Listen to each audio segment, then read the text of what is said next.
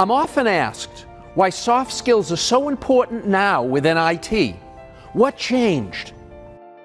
The short answer to that is that there are now additional pressures that are on IT that haven't been there before, that in fact have raised the importance, the need, and the visibility of soft skills within the IT organization. It's not how the CIO is perceived, it's how everyone down the chain below the CIO is perceived, because that's where the work is being done.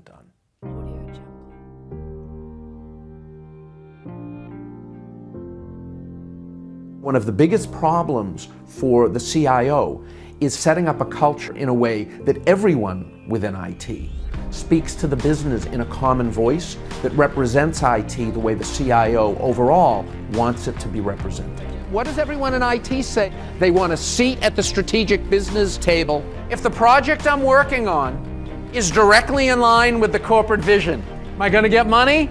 Am I going to get funding? You bet.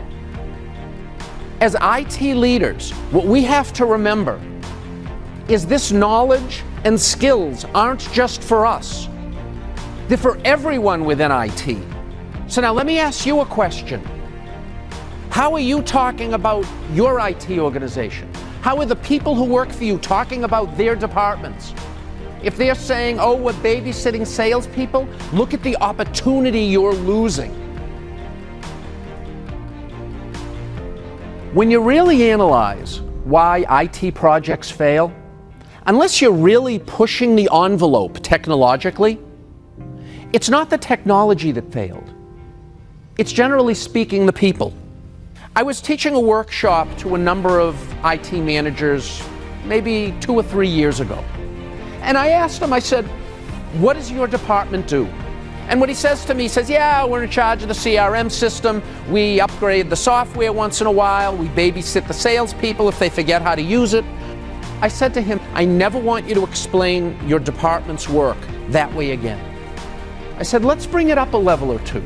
When anyone going forward asks you what your department does, I want you to tell them, we help drive company revenue. What happened is his team became more motivated. Their morale went up. It made it easier for him to get additional resources for his department because people understood what he did. Why did that make a difference? The moral of this story is that there's no such thing as a computer project anymore. There are only business projects which require technical support.